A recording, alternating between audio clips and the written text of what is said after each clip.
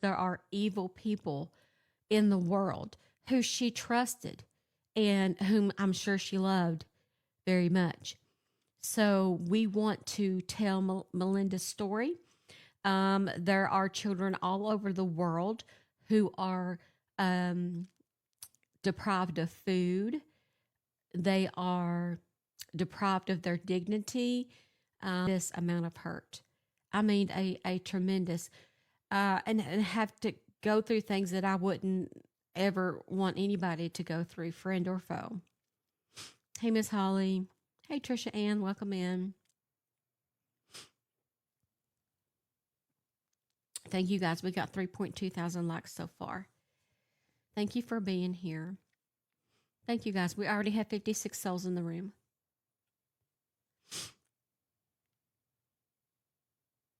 And Attorney Allie, let me know when Jamie is in the room also, because I'm not familiar with her username.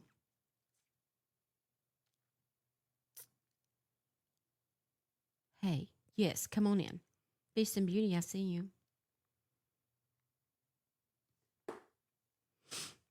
Thank you guys. I'm sorry I got the sniffles tonight. I think it's the total 1 inch of pollen that I have on my back porch. Okay, got you. Do I have any mods in here tonight that can help me look for that name? Oh, I see them. I see them. Okay. All right. I sent an invite to come up to the panel. Okay, thanks. I believe it's both Emily and Jamie tonight. They're going to be together. Okay. Oh, there they are. Hello. Hey, Em. Hi.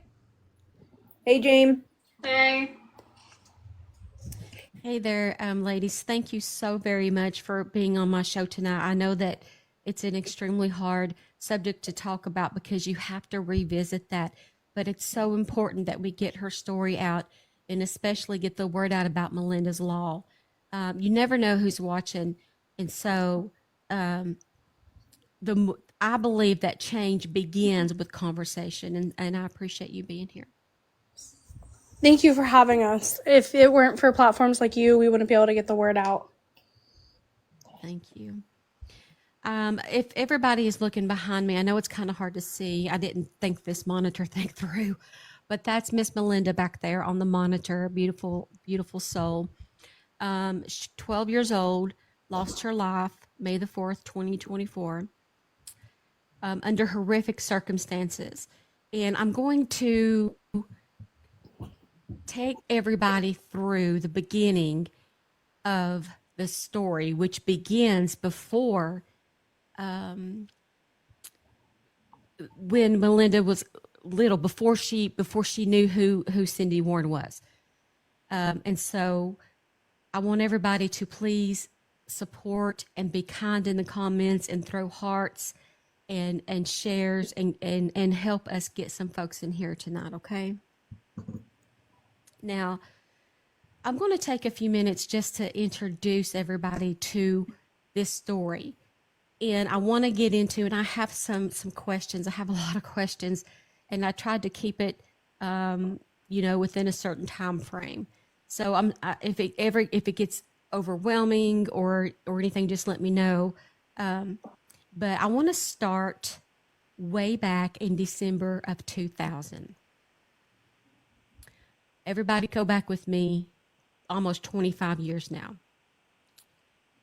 There is a woman named Cindy Warren, and I'm going to put up their mugshot because I want you to look into the eyes of what evil looks like.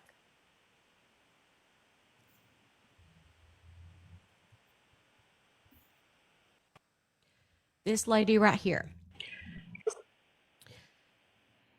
In the year 2000, there was a 2-year-old child living with Cindy, and that child was transported to Pinocchio. I don't know if I'm saying that. Pocono, is that how you say it? Pocono. Pocono Medical Center with traumatic injuries. And this included brain bleeds. And she actually admitted later to involvement in that, but she was married to a man named McKinley Warren. And the daughter, Jessica Bach, actually passed away from her injuries. And they believed that to be caused by somebody throwing her against the wall or some other blunt force trauma like that. Because they couldn't prove who inflicted the fatal injuries, the McKinley Warren he pled guilty and was sentenced to a maximum sentence of 50 years. And it wasn't that during that time they didn't have enough to send her to jail. I want to get to the 3-year-old here in a minute, and I believe that she had served time for the 3-year-old, but I was a little confused as to what happened in the 2-year-old's case.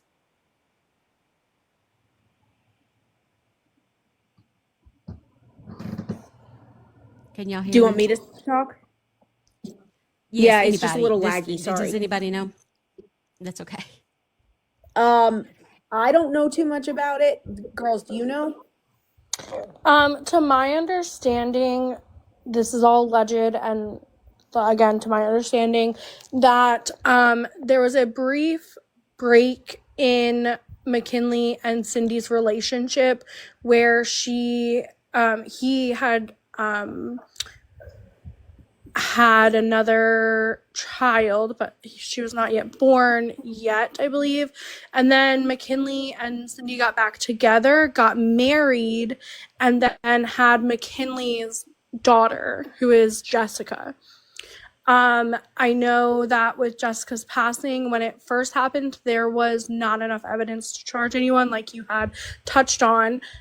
So that was kind of sat as a cold case until there were CYS allegations that were investigated with the little boy.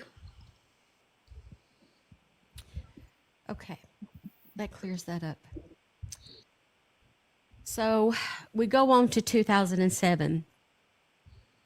On January the 5th, 2007, detectives visit Cindy Warren's residence and find her 3-year-old son covered in bruises, lacerations, ligature marks, and a burn mark. He is described as only wearing underwear, not talking, and being locked in a bedroom for days at a time. Neighbors reported concerns about his extensive bruising. In 2007, she was criminally charged by Monroe County for that 3-year-old son incident, and she was sentenced to 7 years. And I believe she started doing time in 2008 and only served 3 years and got out in 2011. Is that correct? To our understanding. Yeah, I don't know the exact time frame, but that is how I understand it. Okay. So now that everybody's caught up to speed through 2011, now Cindy's she's out of jail, 2011. There now has been 2 children, one severely hurt, one dead, under that surrounding her. So fall of 2019, Malinda's biological father, Rendell, seen here. He meets Cindy over here.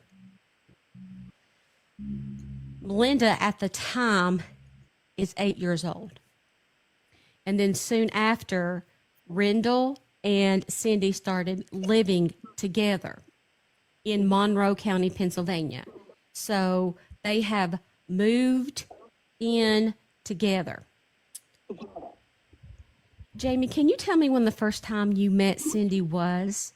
And did you find out about her past early on? And did you talk to your dad about her past? I will answer that for you, Steph. This is Emily.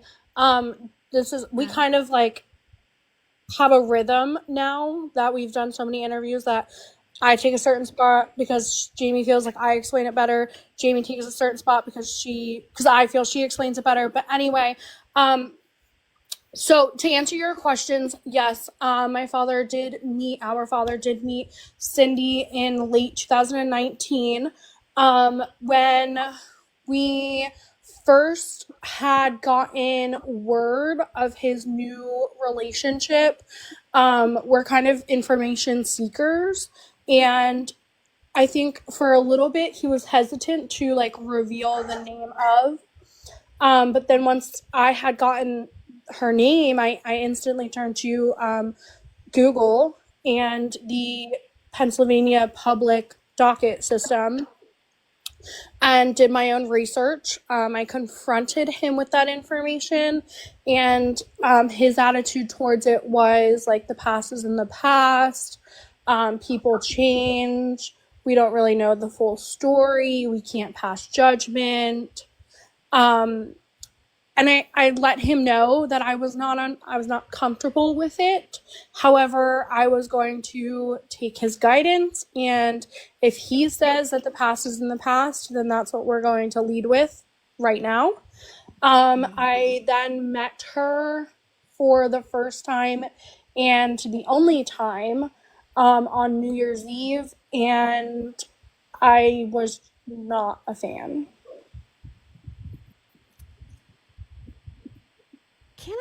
Can I just get a sense of your dad here growing up? Was he abusive at all, or was anything like he was with this woman?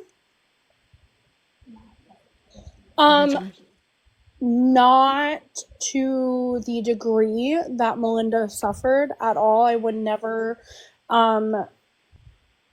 take her, what she went through, away from her. We definitely didn't experience anything like that. My dad did believe in corporal punishment as far as, spanking and things like that in that nature. But we've never experienced anything to the degree of Malinda. So now we've made it to July 2020. A custody agreement is implemented concerning Malinda. It stipulates that Cindy Warren is permitted to supervise her a maximum of 4 hours per week without another individual present. And then that would be increased by 2 hours each year. That was put in place primarily because of the concerns of Cindy Warren's past and her prior convictions for child abuse.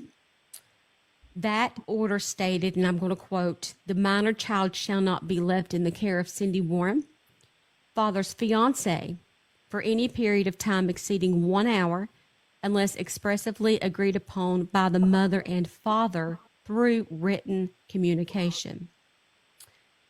At the time she was engaged to Rendell, the custody order aimed to limit her, but it seems like that was severely overlooked. Child services did not follow up. They didn't go out there. They didn't do anything, from what I understand. The agreement likely granted primary custody to your father because there was a situation with Malinda's mother, so he got custody. And so once they got married and everybody moved in, nobody else checked on that or checked the supervision, did they? No, nothing was checked upon as far as the custody agreement goes. Yeah, so the custody agreement was made in Monroe County, which is where Dad was living with Cindy at the time, by Judge Sebum. Judge Sebum is a family court judge in Monroe County. I've been in front of her probably close to 150 times. She's a very strict judge, very good judge, but very strict. And given the allegations or convictions of Cindy, I think that's why Judge Sebum put that in there, which, was to protect the child. And I think she had good intentions of that. Unfortunately, and you haven't got to this part, but when they relocate, that's sort of when this order falls through the cracks, for lack of a better term. So I would like to add a little bit of a correction to emphasize on the fact of like moving and it falling through the cracks. When Cindy had served time, she committed those offenses in Monroe County. She then later moved to Northampton County, where she met my dad. My dad's custody orders went through Monroe County because at one time he lived with Melinda's mother in Monroe County. So that custody had to go through Monroe County. However, they were both residing in Northampton County. So when my dad and Cindy got together, they were never in Monroe County, but their stories kind of simultaneously start in Monroe County. Gotcha. Thanks, Em. Yeah. Okay. So, August 2021, Malinda is enrolled in the Upper Dublin School District. At this time, she's living with Cindy and Rendell, and this is in Hampton County. Am I in the right county, or was it in Monroe? No. So there are a slew of counties. They were in Northampton County, and then I do know that they moved to Fort Washington, and I don't know the name off the top of my head of that county, where I know she was enrolled in school, and the school knew that she was living in the home with Cindy. They also moved another time to another county where she had last lived. Wow, it seems like there was a lot of lost communication between counties, and we're going to get into how that needs to change and how that rolls into Malinda's law here in just a little bit. October 13th, 2021, we are now like a month and a half later. Malinda is physically abused by Rendell and Cindy by being made to stand against a wall with her hands behind her back for hours. And I was going to explain everything that this child had went through at the end. With things that came from her autopsy report. But I believe I might start with that because I want everybody to take and listen to this in your mind. Listen to this. And tomorrow, remember this, okay? Here are all of the things that Cindy and Rendell put this baby through. 12-year-old baby. Trigger warning. Trigger warning. Malinda was subjected to torture, starvation, physical abuse, sexual abuse, psychological torment, and violence. She was forced to strip naked. She was chained to furniture, specifically shackled to an air hockey table and a dresser in the adult's bedroom. She was beaten with a belt. She was forced to have lotion rubbed over her by an adult, and that was lotion, Vaseline, while she was clothed or non-clothed. And the text messages referencing those things were sent between Cindy and Rendell, calling her a greased little piglet. She was kicked. Specifically, Cindy Warren was seen kicking Malinda while she was being forced to do push-ups. She was punched. She was screamed at. She was laughed at. Cindy Warren was heard laughing while telling Malinda to stand and dance the cha-cha. She was forced to sleep on the floor. She was intentionally starved. This included being told that she wouldn't get breakfast, lunch, or dinner. Malinda's starvation became so severe that she began hoarding food in her locker at school, which I want to talk about a little bit more later on. Much of the abuse was filmed. They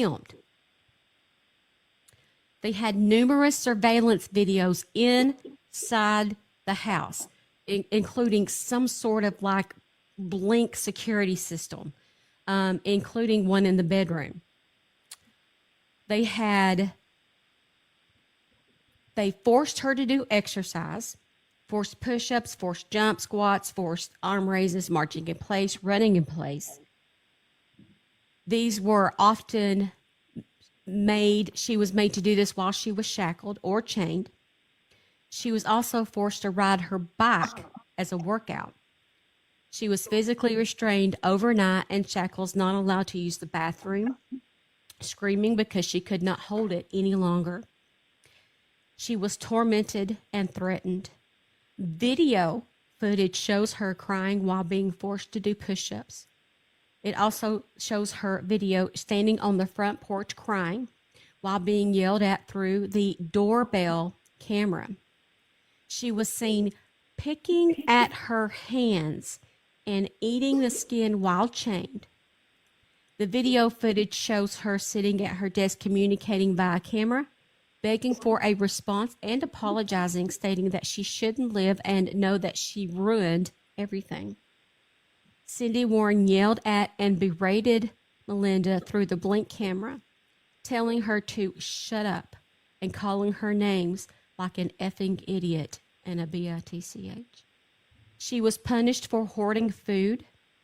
And also on video, they are showing that she used the bathroom on herself, so she was punished for that, even though they wouldn't let her go. I mean, this is it. I've never heard anything like this in my life.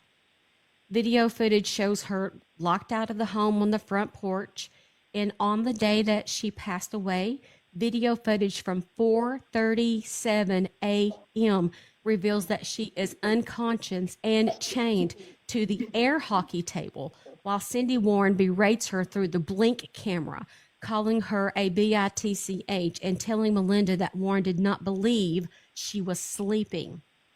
Malinda had visible injuries, including a black eye seen in a school photograph, a healing bruise below her left eye, an abrasion on her face, bruises throughout her body. Malinda Hoagland was depicted hitting her in the face and on the foot, texting Cindy that a bump on Malinda's body had turned shiny on March the 18th, 2024. Cindy Warren searched on Google for, quote, "Can you recover from frostbite?" and, quote, "blackened toes on a kid," unquote. Text messages reveal Warren used her fingers to pinch Malinda every time Malinda said something dumb. Cindy Warren complained that Malinda would not keep her eyes open and that Warren held Malinda's eyes open and washed them out with eye wash. Text messages from April the 1st, 2024 between Rendell and Cindy discuss Malinda's deteriorating physical condition, with Warren joking about Malinda's severely distended abdomen, describing it as her stomach is no shit, so hard and over protruding over her underwear. I couldn't believe it, like pops right out in the middle, unquote. And the autopsy revealed 75 bruises throughout her body, contusions, ulcers, pressure sores, injuries to Melissa's brain, heart, lungs, liver, pancreas, and intestines, healing fractures of the pelvic bone, lower vertebrae, right forearm, and both thigh bones were discovered. Now, think about this little loved one that they loved so very much and how brave it is of them to be able to come on here and talk about this in order for hopes for justice.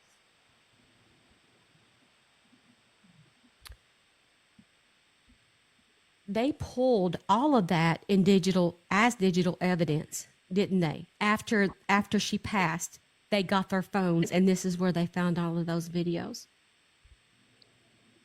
They pulled it off their phones, and they also used Blink as a security system inside the house that recorded all of it.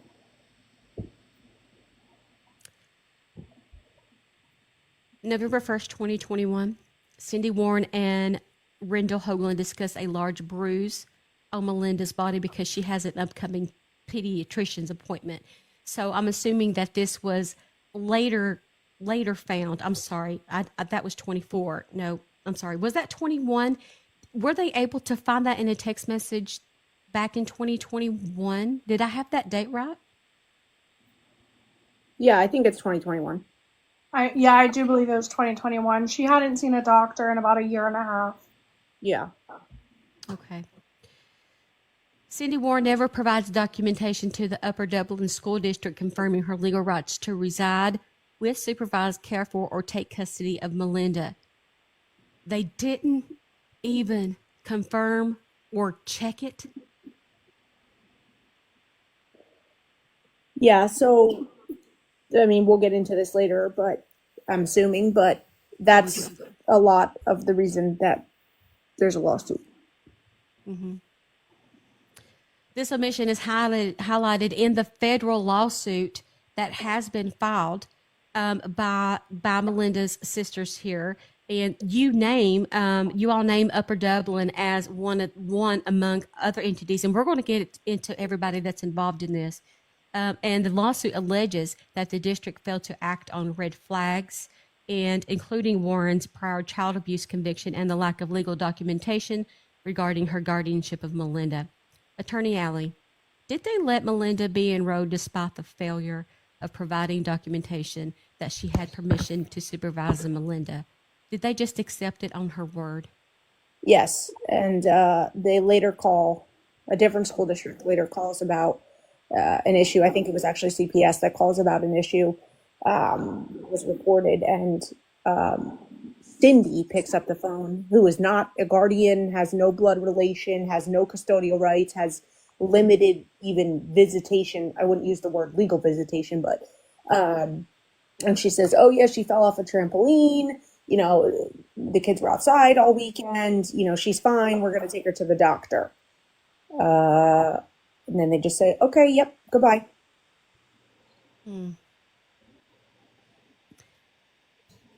Then we're going into August 2022, and she's moved. She's moved to the Coatesville Area School District. Do you feel like this was an attempt to hide what was going on in the home by moving her to another school district as to not get under suspicion? Yes, I believe that the moving was fully intentional.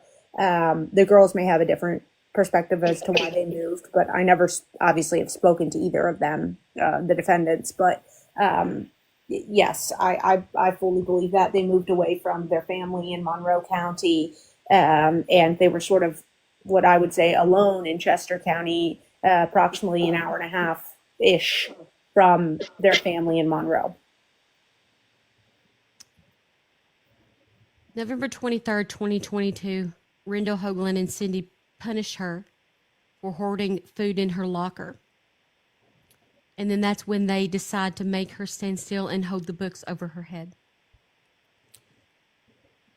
Can you tell me how they found out about the food hoarding in her locker? Was that something that the school told them, or how did they find out?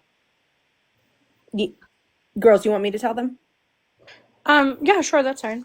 Yeah, so the school let Rendell and Cindy know, and then they use that as an excuse to pull the child out of physical school and enroll her in online school. In addition, she had missed, and Emily knows the exact dates, several days of school, weeks of school, and there was no truancy officer present at all. And the girls can speak more to that. They know the exact dates better than me. Yeah, so the food was found out, or food in the locker, I'm sorry, was found out during a parent-teacher conference. Something was mentioned to my father about her hoarding food, and he had demanded to see her locker. At that point, that's when it was inventoried, or my dad took an inventory of what was in her locker. There was food, money, and they accused her of selling food out of her locker. And at that point, that was kind of like an angry excuse to pull her from the school and put her in cyber school. Malinda was absent, I believe, a total of 32 days, some consistent, some sporadic, but I do believe there was a total of 32 with no truancy officer. That's insane. Day 11, truancy's on the front porch in Tennessee in both cases. This child, I'm telling you, listen, they say, it's not up to the schools to raise your kids, but my God, wouldn't you, if you saw food in a child's locker, wouldn't you call social services first instead of the parents? Something's Yeah, wrong. She's I don't holding think food. She's hungry. I don't think it's up to the schools to raise your children, but I do think the schools need to be held to protect your children. Exactly. Yes. Just some common sense. Take an extra minute. If you see something, say something. If it don't make sense, think about it for a second. Oh my God. Hey, everything. Between November the 29th, 2022 and November the 8th, 2023, that 1 year, did anything significant happen that you can recall? I mean, did you get to see your sister during this time? Did you see Cindy? Did anything send out to you? What was the time frame? I'm sorry. From November 2022 to November 2023. Yeah, I saw her. I'm sorry, this is Jamie. I saw her May of 2023, roughly May of 2023. I had been in contact with my father throughout the years. Emily and my father's relationship kind of dwindled down once Emily raised concern about Cindy's past. And I saw that happening, so I kind of just, stayed back, stayed quiet. I wanted a relationship with my sister. If that meant having to put up with my father's girlfriend, then I was just going to stay quiet and put my head down. So through actually all of this, I contacted him several times to see her, and everything was like, oh, we're busy this weekend. Gavin, somebody else in the house has things that we need to do.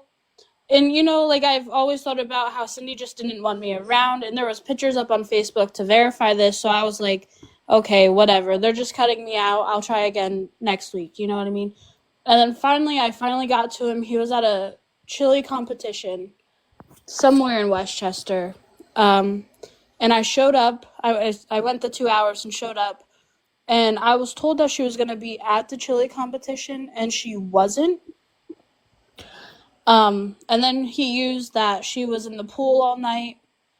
And, there were also pictures of this on Facebook to verify that. So I was like, okay, well, take me to the hotel that she's in. I just want to see her. I haven't seen my sister for so long because I was moving around. He was moving around. So I was like, just let me see her. And eventually, after multiple text messages back and forth between him and Cindy, we got the okay to go to the hotel room. Walking into the hotel room, it was a rainy day and it was cold in there. So everybody always asked me how I could never see the condition that she was in at that time. She was under a blanket, which then we later learned that was a tactic that they drove into her, that if anybody ever saw you get under a blanket, something big, to hide yourself. Yeah. And I just like to emphasize that she was my little sister. I'm not going to make her get up out of bed to see me. You know what I mean? I sat down next to her. If she wanted to stay under that blanket, who was I to tell her to get up? So we sat, we ate. I showed her pictures of her nieces and nephews that she didn't really know because she was cut out of the family. Mm-hmm. They at one point they left the room, and we Cindy and my father left the room, and I was talking there and Malinda about school, and she just seemed really excited about school. She was doing well. And then they came back in and told us that they were going to bed and that we had to leave, which, okay, at that point it was 9 o'clock. I have little siblings. I have little nieces and nephews. There's a bedtime. So I was I didn't fight it. I finally saw her. So we left, and then that was the last time I saw her.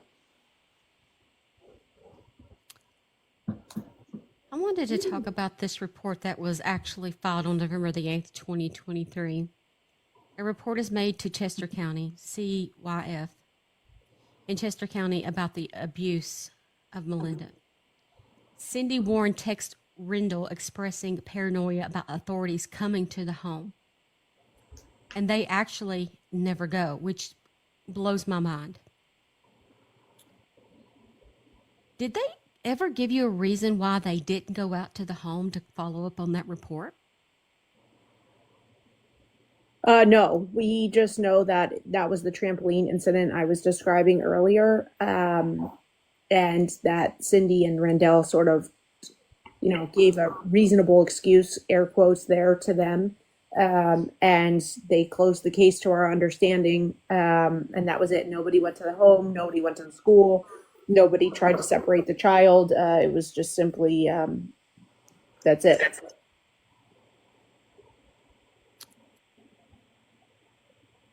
This is a catastrophic example of a failure by a system put in place to help try to protect our children. And as adults, caretakers, authoritative figures, we have got to do better by noticing the surroundings. As authoritative figures, we have got to do better by noticing the surroundings. I'm going to move into 2024, which I know is a hard year. February 7th. There's video footage that depicts Malinda unclothed from the waist down in the bedroom and forced to sit crossed legs with her arms overhead.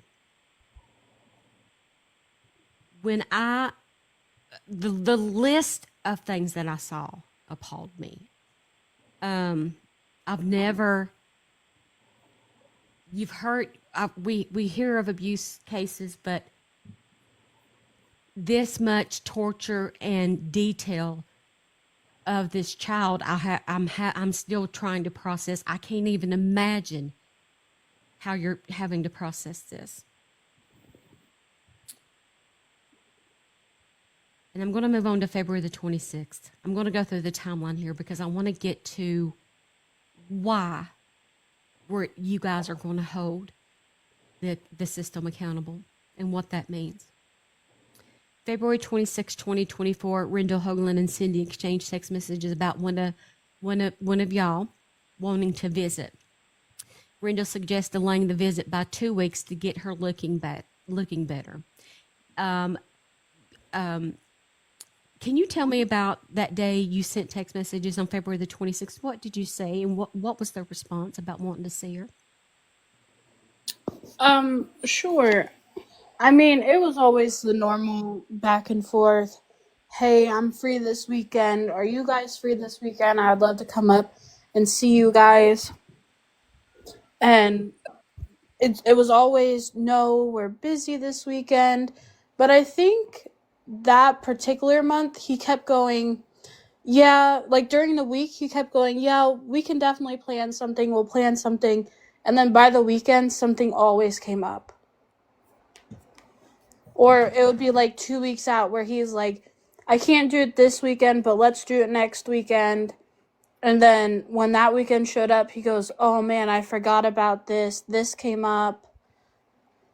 And it was always just a push further and further out. And like I said before, I know I wasn't wanted around by his girlfriend. So it wasn't a big surprise to me. And there was always, like if they said they were doing an event, there was always proof of it that weekend on Facebook. Isn't it true that same day on February the 26th, Malinda is chained to a dresser with metal shackles in the bedroom?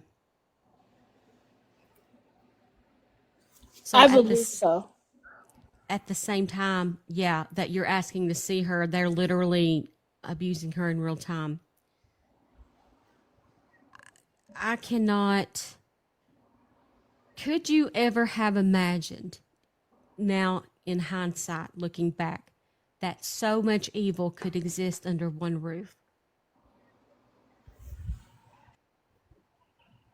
I think that we were shocked. Shocked is a very light term to use, but very blown away by what was going on that now we know was happening behind closed doors from a distance. But it's not something that we will rule out. I mean, this is the reality that we're facing now, and yeah. My heart breaks for you. I'm truly floored by all of this, and this is something that I'm going to be keeping up with, but that really has changed my perspective on the depth of the amount of abuse that can happen. I'm going to go to March 17th, 2024. Video footage shows Malinda marching in place while shackled to furniture. Warren forces Malinda to unclothe, and she tells her that she's only going to get a piece of bread for dinner because she was picking at her skin.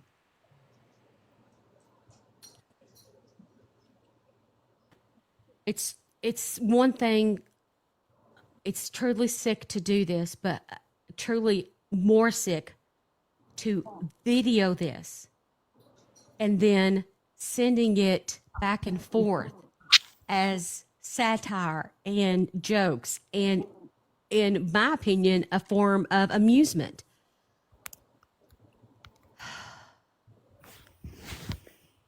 I think that adds another layer to this, right? Like, as if the child didn't go through enough abuse, torture, and all of the small snippets that you detailed a few moments ago.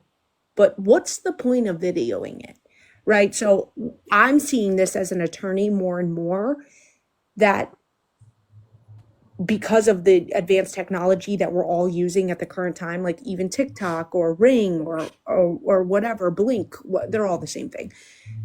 There's so much more of this videoing, and what is the purpose? Like, is it another form of abuse? Is it to rewatch it? Is it to show you didn't do it, right? Like, I can't wrap my head around it. I'm like really struggling with this from a lawyer perspective, because I mean, how do you dispute a video, right? And so these defendants are charged, right? They're facing DP, and I don't know how they think that they get away with this, right? Because now we're talking about video evidence. A lot of cases, Steph covers or IC, there is none of that, right? And then there's a dispute of who done it, or did this really happen, or think about Diddy, like everyone's talking about right now, right? Like, there's no really video evidence of these freak offs or whatever. But this, like, what's the obsession with videoing? I don't know if it's the technology or what's going on, but that's really bothersome to me. The abuse seemed to really escalate pretty quickly during this time. And when she was homeschooled, were there video when she was with a teacher? Was she on video, or was it simply just on paper? Like, were they able to physically put their eyes on this child during this time during cyber school? Yes, she was enrolled in classes where she was made to log on to the camera. I can't imagine her fear in wanting to say something, but probably fearing for her life not to be able to do so. April 1st, 2024. Malinda Hoagland and Cindy Warren text about Malinda's deteriorating physical condition. Warren jokes about Malinda's severely distended abdomen. We talked about that earlier. They even talked about concern that Malinda would pass at the residence. It's like they were wanting to get her to the edge of death and then pull her back and then just taunt her. What was the thing that she needed to have written for a lawyer regarding babysitting? I had a question about that. There was something that a lawyer was going to have to write up for her in regards to babysitting? I don't know about that. Do you know what she's talking about, girls? No, I don't know. I don't know if that was found in the criminal affidavit. Well, let me look. But There's a text message I have that she texts Rendell about a lawyer needing to write something about Cindy Warren being a babysitter for Malinda. Oh, I think it's because they were discussing the custody order. Okay. yeah, I that don't makes know, but sense. that's our speculation. We don't have all of the texts at the current time, but that's our speculation. Like, hey, we got to fix this. Because there is a criminal. This is a civil, but they are criminal charges, and you have to wait for the criminal process to finish before you can go on with your part. So I'm sure there are evidence, videos, and text messages that the public is not allowed to see right now. That's correct. We don't have any evidence that is not in the affidavit, a probable cause or anything of that, because the Fifth Amendment obviously protects it, and the criminal case proceeds before we proceed. So they have the right to seal that, air quotes there, until that is completed. May the 4th, 2024. It's just been over a year. This is so new. It's so new. She passes away at the age of 12. She was 50 pounds, y'all. 50 pounds when she passed away.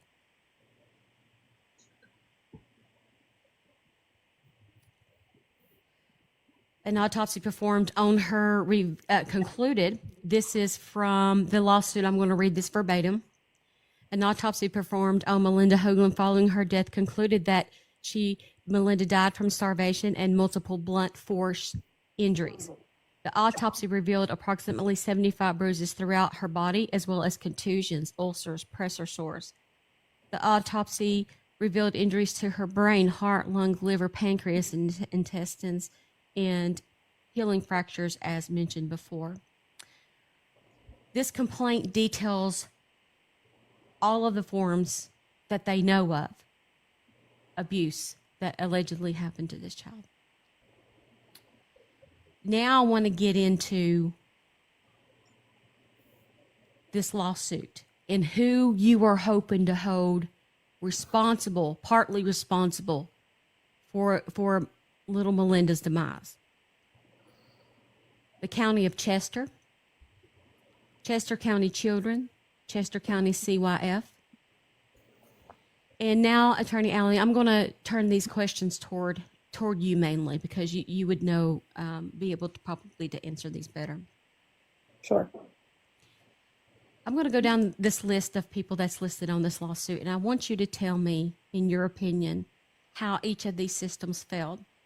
Chester County of Chester, Chester County Children CYF, Commonwealth of Pennsylvania, County of Monroe, Monroe County Office of Children and Youth, Coatesville Area School District, North Brandywine Middle School, Upper Dublin School District, and Horace South Scott Middle School. What went wrong? So the reason that we have so many lawsuits in this case is because, defendants in the lawsuit, is there's actually two lawsuits, because the school that she was in, what we call the cyber school, it's a state-run cyber school. It's state-funded and it's run by the state of Pennsylvania. So therefore, I can't sue the state of Pennsylvania because it becomes a conflict of interest. So they're sued federally because I can't sue the state for the school. So the schools are sued because they're mandated reporters and they are responsible for protecting children. You all know what a mandated reporter is. And we had one call, and you can't tell me that child didn't look like something was wrong. Number one, she's hoarding food in her locker. Number two, she's losing weight. Number three, she had on, I would assume, sweatshirts in hot weather, stuff to protect the bruises. maybe wore makeup. I don't know. And you can't tell me that she was a smiling, energetic, happy kid if this is what's going on. Now, I will tell you that there's been some evidence that she didn't disclose that she was being abused to anyone because of what we call parental alienation or coercion by Cindy and Rendell. So that she was, terrified. But that's why the schools are sued, because she was in attendance at all of those schools. So we had to sue all of them. In addition, we sued the schools because they didn't force the medical records, which allowed her to not be at the doctor. So when you go to school, if you don't have a religious vaccination waiver form, you have to be vaccinated. That didn't occur. Where's the truancy officer for missing school, right? So those are the three main reasons we sued the school. It's obvious, I think, why we sued children and youth, because if they got a call, they should have removed her from the classroom and did an interview, which I see every single day, and or arrived at the home and done a home visit. They had to take one step into that home to have an idea of what was going on there, or seize the cameras and, play one of the 500 videos that are in the possession of the Commonwealth currently. And obviously, then we sued the state of Pennsylvania because of the school and that they are responsible for children and youth. So that's why there's so many named defendants in this lawsuit. And by extension of that, we also intend to sue Rendell and Cindy, but because they may be in prison for the rest of their life or facing DP, they don't have what we call any assets from a lawyer perspective. I do believe the jury would find them responsible for this, but they don't have anything for their girls or for Malinda's law to move forward in the sense of money wise. So it's what we call an unalived defendant. I can't use the word, but basically somebody responsible but has nothing to gain for our purposes. Can you tell me about Melinda's law? Because Jamie and Emily, you guys are advocating for your sister, not only for justice, but for change for the future. Can you tell me what is the basis of Melinda's law and what you hope it changes and accomplishes? Sure. So to us, the perfect Melinda's law would be pretty much a copy and paste of Megan's law. It would be a registry where prior offenders would need to be registered. It'd be a database that would hold, their current residence, their description, any significant things on their body to identify them.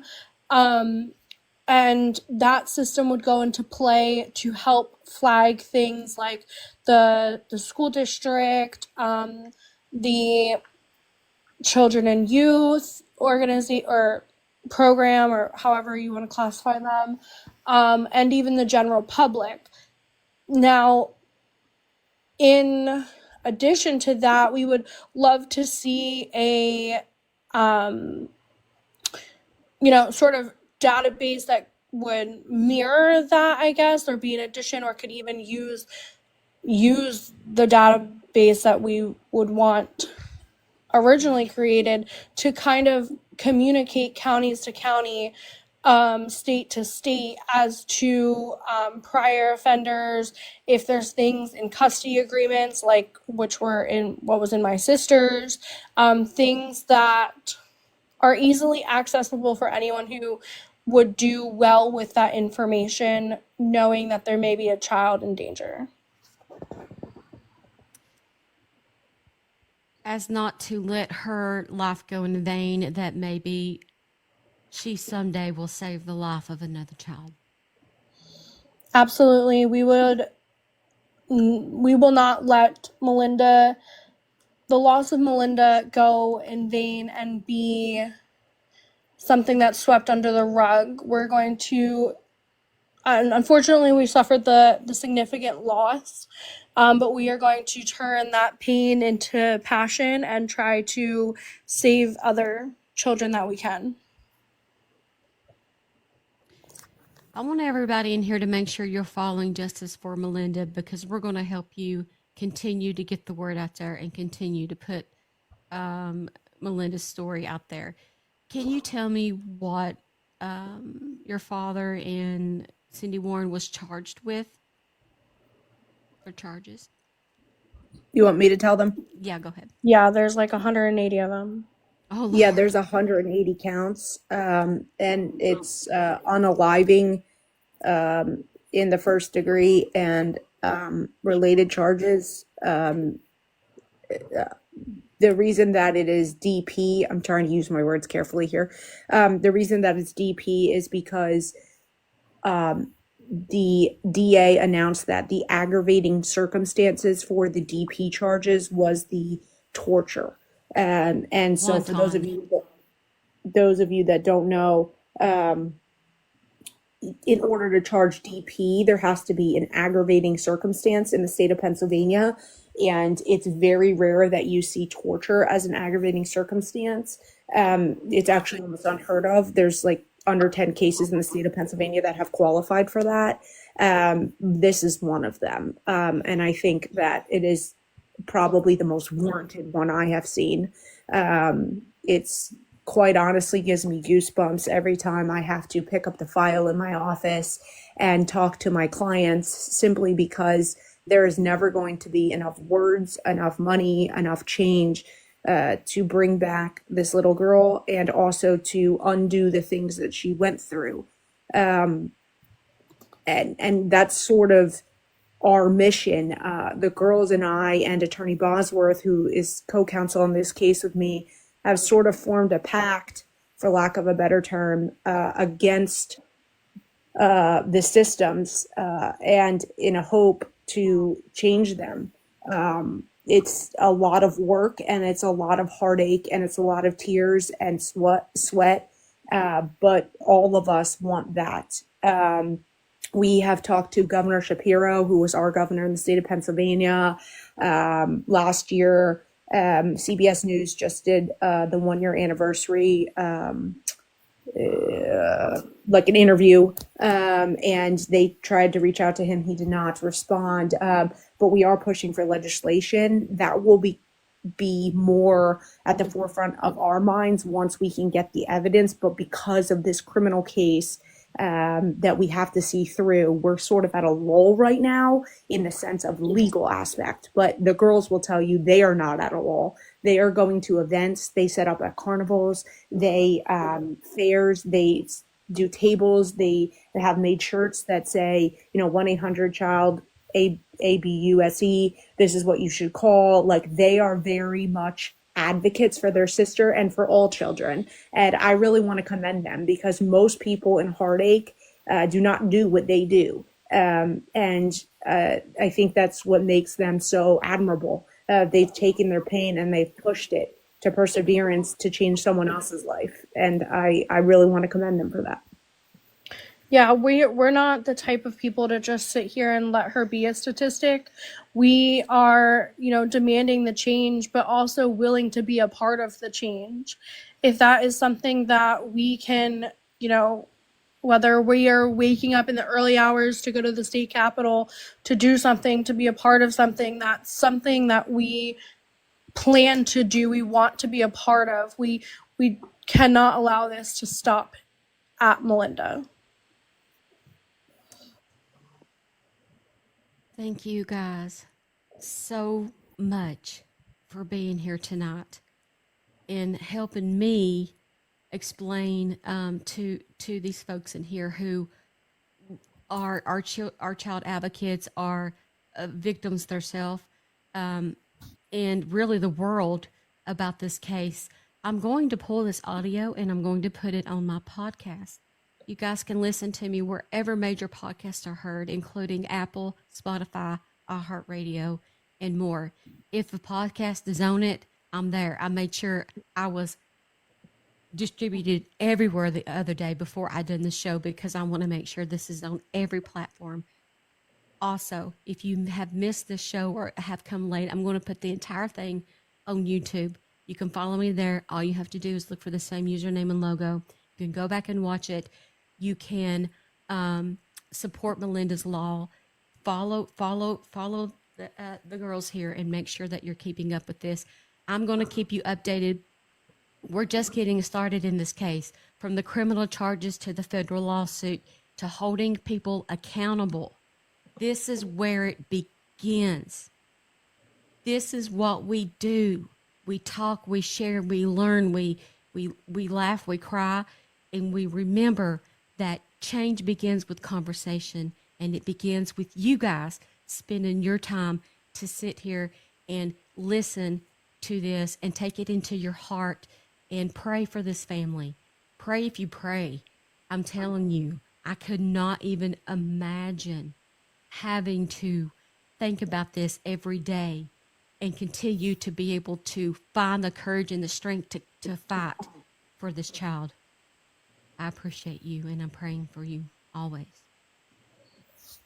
Thank you very Thank you, much. Steph. Thank you, guys. I want to thank you guys for joining me tonight on this special episode of Steph's Case Files. I'll be live again in the morning at 10:30 a.m. Eastern Standard Time. We will talk about this case, and I want to get your feelings about how you felt about tonight's show. Send me a message if you have any questions. I want you to have a great night. Please be safe and be kind to one another. Thank you.